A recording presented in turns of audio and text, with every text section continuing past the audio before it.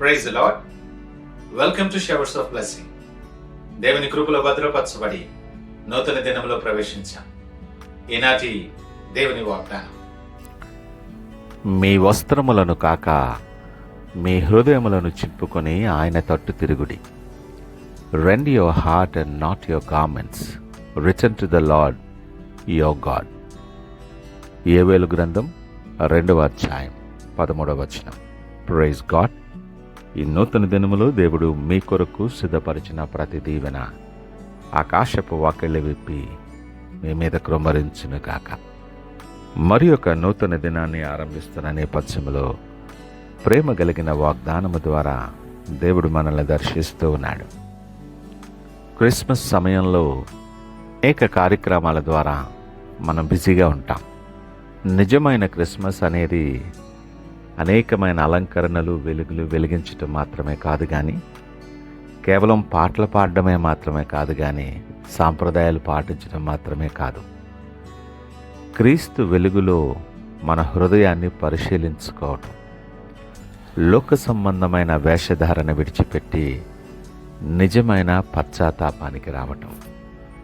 ఈ సీజన్లో దేవుడు మనల్ని అడుగుతున్న సూటి అయిన ప్రశ్న, నీవు నన్ను గౌరవిస్తున్నావా లేదా కేవలం నన్ను ప్రదర్శిస్తున్నావా అని.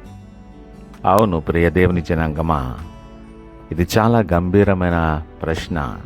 మన మనస్సును వేసుకోమని దేవుడు అడుగుతున్నాడు. మనం ఆయన్ని ఆరాధిస్తున్నామా లేదా ఆయన సన్నిధిలో నటిస్తున్నామా? చాలాసార్లు మన క్రైస్తవ జీవితం బయటికి బాగానే కనిపిస్తుంది. ప్రార్థన, వాక్యం, పాట, సేవ, సంఘానికి రావటం, ఇలా. కానీ దేవుడు చూస్తుంది బయట కాదు, ఆయన హృదయాన్ని లక్ష్య పెట్టే దేవుడు. ఈరోజు దేవుడు సూటిగా గట్టిగా మాట్లాడుతున్న మాట, ఇక నీ వేషధారణ చాలు, నా వైపు నిజంగా తిరుగు అని దేవుడు నీతో మాట్లాడుతున్నాడు.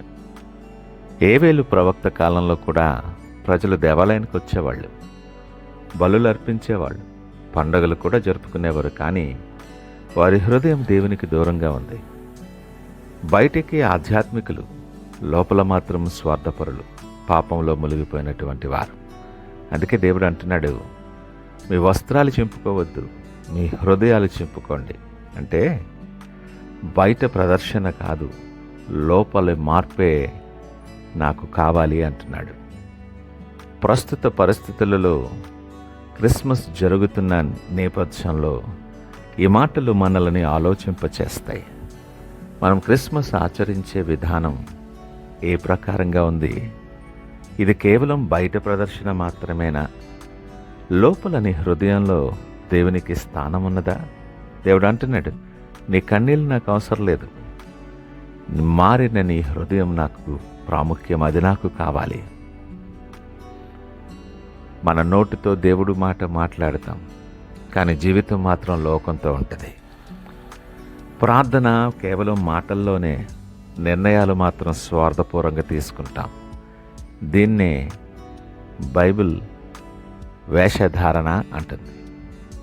దేవునికి హృదయంలో స్థానం లేకుండా, దేవుని వాక్యాన్ని ధ్యానించకుండా, దేవుని సన్నిధిలో నువ్వు కనబడకుండా,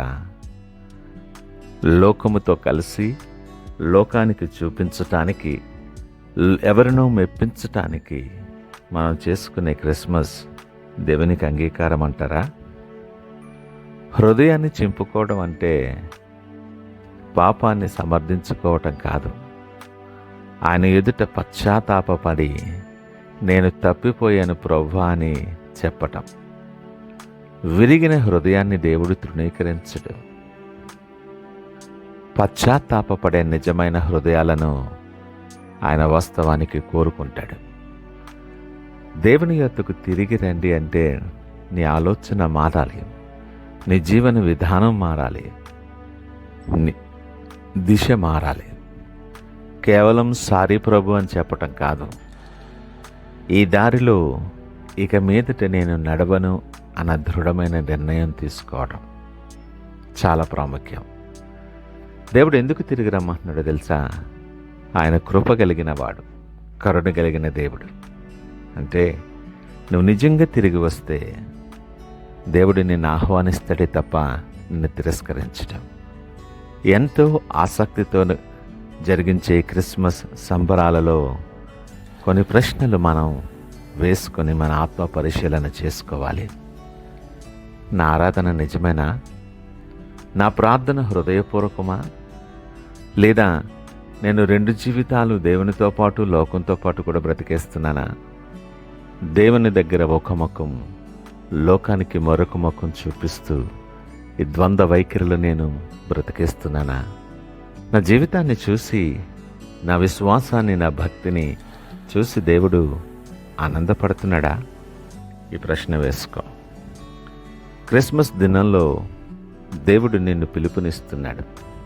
నాకు నటుడొద్దు, నాకు నిజమైన కుమారుడు కావాలి అని. ఈ మాటలు వింటున్న ప్రియ దేవుని జనాంగమా, ఈ ధ్యానం విన్న తర్వాత దేవుని ఆశ ఆయన హృదయాన్ని తెలుసుకున్న తర్వాత కూడా మన జీవితంలో మార్పు రాకుండా అదే విధంగా ఉంటే ఇది కేవలం మరొక ధ్యానం మాత్రమే. వేషధారణతో జీవించే లేదా సెలబ్రేట్ చేసుకునే మరొక క్రిస్మస్ మాత్రమే. క్రిస్మస్ సంబరాలే, కానీ క్రీస్తు మాత్రం మన జీవితాల్లో ఉండడం. క్రిస్మస్ మన జీవితం మారటానికి ఈ సంవత్సరంలో దేవుడు నీకు ఇచ్చిన మరి ఒక గొప్ప అవకాశమని మనం తెలుసుకోవా?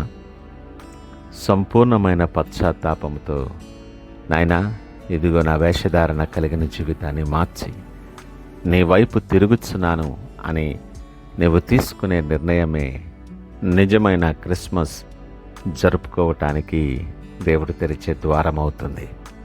నువ్వెవరివైనా ఏ పరిస్థితుల్లో ఉన్నా ఆత్మవిమర్శ చేసుకుని సంపూర్ణ విశ్వాసంతో దృఢ నిశ్చయంతో ఆయన వైపు ప్రార్థనాపూర్వకంగా చూస్తూ దినాన్ని ఆరంభిద్దామా? ప్రార్థించుకుందాం. మహోన్నతుడు, నమ్మకమైన మా యేసయ్య, స్తోత్రాలు, వందనాలు. ఈ ఉదయకాలం సూటిగా మాతో మీరు మాట్లాడారు, మీకు వందనాలు. ఇదిగో నా హృదయాన్ని నీ ముందు కృంభరించి ప్రభా నేను దాన్ని తెరుస్తూ ఉన్నాను. నా హృదయంలో, నా బ్రతుకులో మీరు అడుగు పెట్టండి. వేషధారణ కలిగిన నా జీవితాన్ని విడిచి నిజమైన మార్పు నేను పొందుకోగలగటానికి సహాయము దయచేయమని ప్రార్థన చేస్తున్నాను. అనేక దినాలు, అనేక సంవత్సరాలు ఈ లోకముతో, లోకాశలతో మమేకమై నీకిష్టులైన బిడ్డలుగా ఉండటానికి బదులు లోకాన్ని మెప్పించటానికి నేను వేషధారణగా మారేను. ప్రభా నన్ను క్షమించండి. ఈ దినాలలో సూటిగా నాతో మాట్లాడి నా హృదయాన్ని తాకారు, మీకు వందనాలు. నా జీవితాన్ని మార్చుకుని నిజమైన క్రిస్మస్ ఆనందాన్ని నేను అనుభవించలాగిన సహాయమే దయచేసి మీరే మహిమ, ఘనత, ప్రభావాలు పొందుకోమని యేసు పరిశుద్ధ నామమున అడుగుచున్నాం తండ్రి. ఆమేన్. God bless you.